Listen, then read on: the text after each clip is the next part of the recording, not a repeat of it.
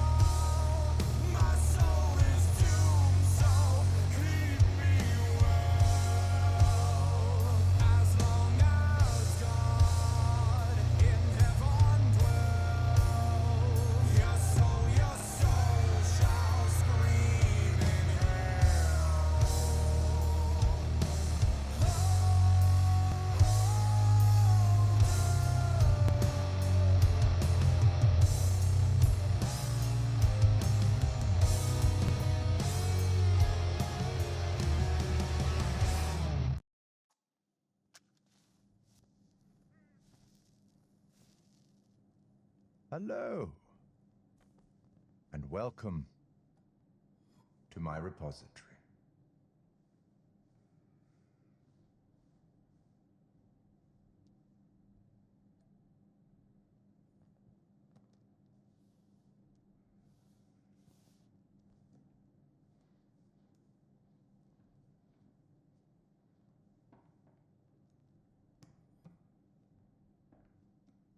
I am the Curator of stories. Stories of love and hate, greed and beauty, life and death. Stories such as this one. I'm here to record the story you choose to tell.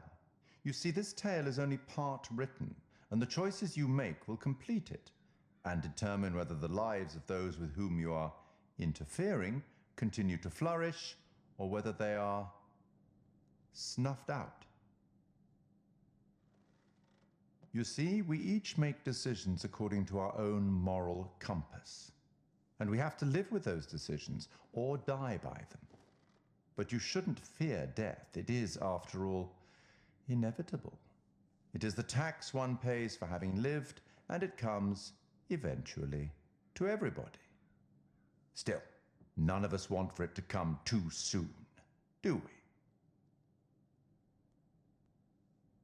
As in life, the actions you take matter.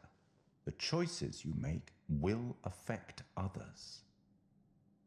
I'll be keeping a close eye on your progress. It's not my place to interfere, but I might be persuaded to offer the occasional hint. Here's one for free. There are pictures in this world that can show you some possible futures. If you can find them and study them, they may just help you to make better decisions. Or should I say, decisions that result in the outcomes you would prefer. That's all for the moment. We'll talk again soon enough. We'll have the opportunity to account for all the actions that you've taken, or whatever mess you've made.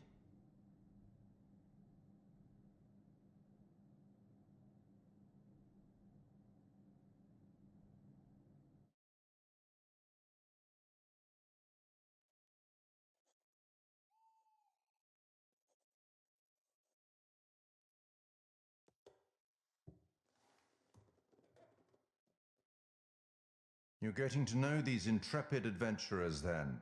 Alex and his little brother Brad, trying to swim with the big fish. Both seem out of their depth. And Julia, the love of Alex's life, and he the love of hers. What about Conrad, a bold fellow, you might say, Or maybe you'd say arrogant. And then there's Captain Fliss, strong, forthright, stubborn. Do I detect a spark between her and Conrad?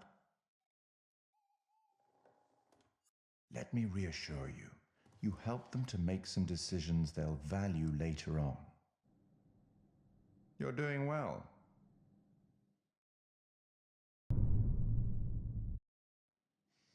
Everyone's still alive.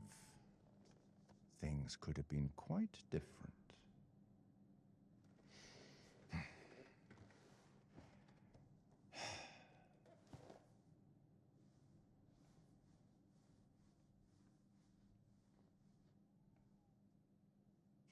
Kind-hearted creature I am, I'd like to offer you some forewarning of what's to come. Tempted?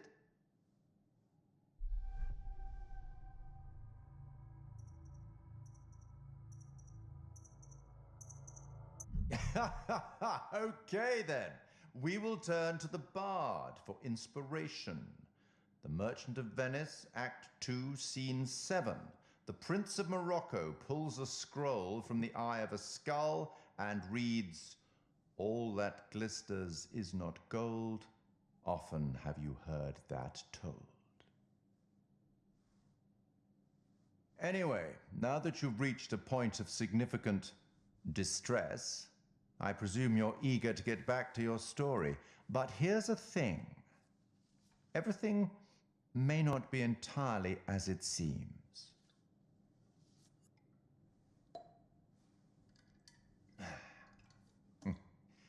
Probably shouldn't have said that.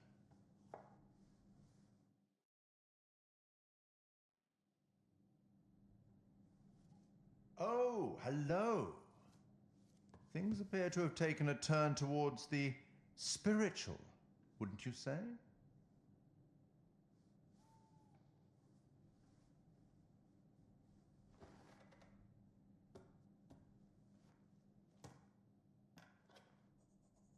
Have you figured out what's going on? How to stop it? How to save the lives of your poor, unfortunate stowaways? You will, I hope. Although it seems the ship's previous occupants never managed to. Quite a lot of deaths that night. Let me help you out, give you a little hint.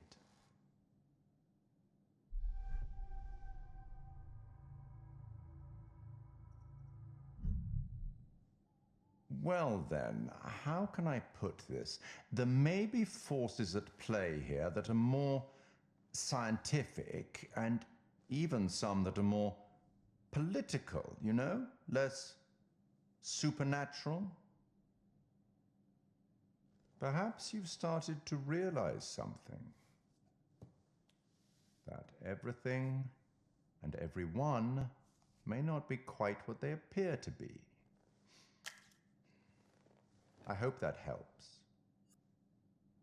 Well, aren't you excited to find out what your poor unfortunates are making of all this and how you might avoid any more unnecessary tragedy? Go on, back to it. Speak soon.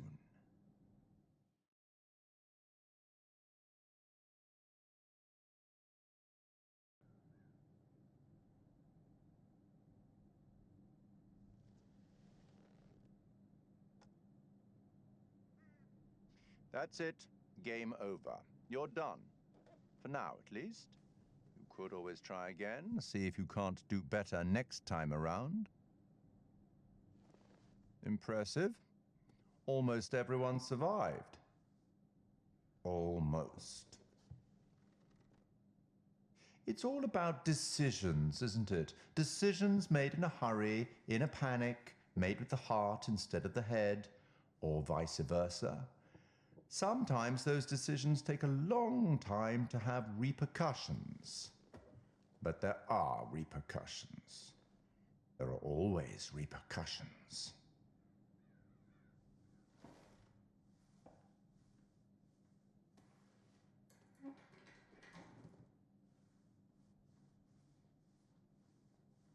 Till we meet again. Maybe in Little Hope, maybe somewhere else. But be certain, we will meet again. It's inevitable.